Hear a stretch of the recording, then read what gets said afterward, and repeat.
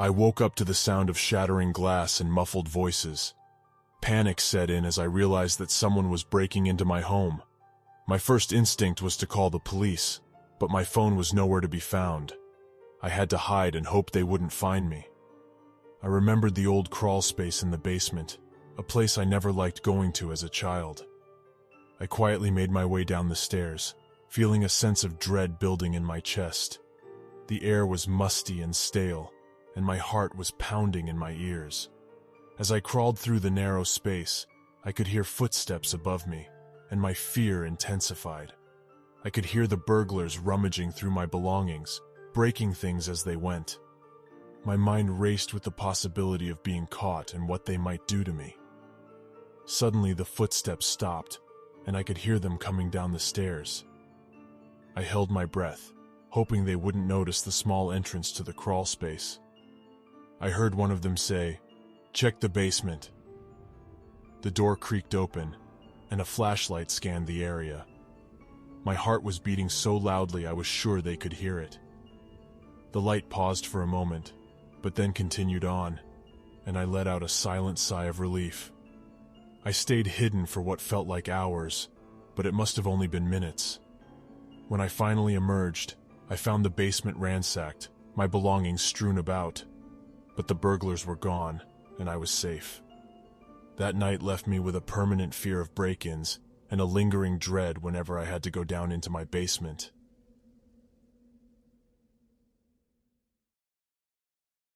I never liked going into the basement. It was always too dark and too cold for my liking. But tonight, I had no choice. My husband had sent me down there to fetch some tools he needed for a home repair project. As I descended the creaky wooden stairs, I felt a shiver run down my spine. The air was thick with the smell of must and mildew. I quickly found what I was looking for and turned to head back up the stairs when I heard a noise. At first, I thought it was just my imagination. But then I heard it again. A faint rustling sound coming from somewhere deep within the basement. My heart began to race as I tried to convince myself that it was just the old pipes settling. But then, I saw him. A man in ragged clothing, covered in dirt and grime, stumbled out from behind a stack of boxes. His face was twisted into a scowl, and his eyes bore into mine with a fierce intensity. I froze, unable to move or speak as he began to approach me.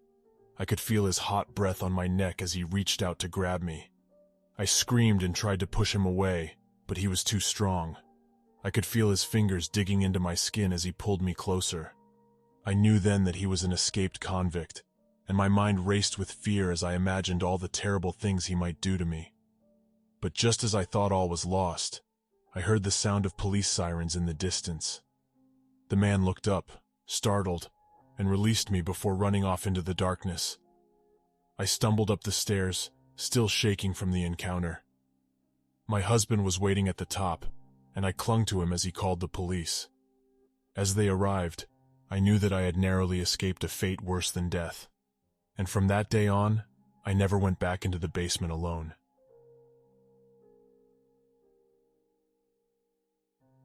I was alone at home, watching TV on the couch when I heard a loud noise coming from the back door. I froze, not knowing what to do. It was a stormy night, and the rain was hitting the windows with force. The wind was howling, and the whole atmosphere was eerie. Suddenly I heard footsteps coming from the basement. My heart sank, and I realized with horror that someone had broken into my house. I tried to call the police, but my phone was dead. I had no way of calling for help. I tiptoed towards the door leading to the basement, trying to be as quiet as possible. I could hear the intruder moving around down there, and my mind raced with terrifying thoughts of what could be happening. As I slowly opened the basement door, the sound of creaking echoed through the house. I could see nothing but darkness, but I knew I had to go down. I grabbed a flashlight and started to make my way down the steps, my heart pounding in my chest. As I reached the bottom of the stairs, I saw a figure standing in the corner. I shined my flashlight on it and realized it was a man. He turned to face me, and his eyes seemed to glow in the dim light. I tried to run, but he caught me and dragged me into a room I had never seen before. The room was empty, except for a single chair in the center. He tied me to the chair and whispered in my ear, "You shouldn't have come down here." The fear that gripped me was beyond anything I had ever felt before. I don't know how long I sat there waiting for my fate. Eventually, I heard sirens outside, and the intruder fled. The police found me, shaken and traumatized, but alive. To this day, I can't help but think of what could have happened if I had never gone down to the basement.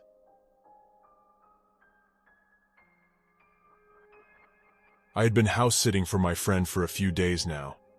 The house was old but cozy, and the neighborhood was quiet. However, there was one thing that made me feel uneasy. The basement. Every time I walked past the door that led to the basement, I felt a chill run down my spine. It was like there was something down there, something sinister, waiting for me. One night, as I was getting ready for bed, I heard a strange noise coming from the basement. It was a faint scratching sound, like something was trying to claw its way out. I tried to ignore it, but the noise grew louder and more persistent. I knew I had to investigate. I cautiously made my way down the stairs, the creaking wood beneath my feet making me jump at every step. As I reached the bottom of the stairs, I was plunged into darkness. I fumbled around for the light switch, my heart pounding in my chest. Finally, I found it and flicked it on.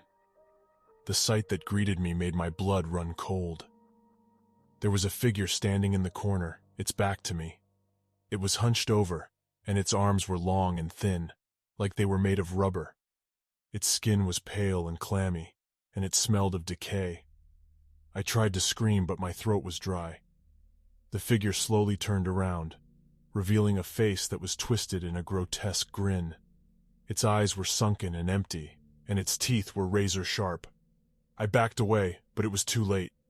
The figure lunged at me, its fingers wrapping around my neck.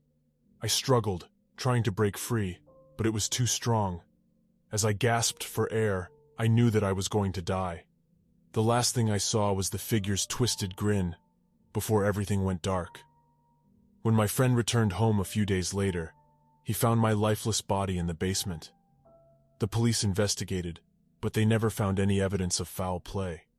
To this day, I wonder what it was that I saw in that basement. Was it a figment of my imagination, or something far more sinister? One thing is for sure.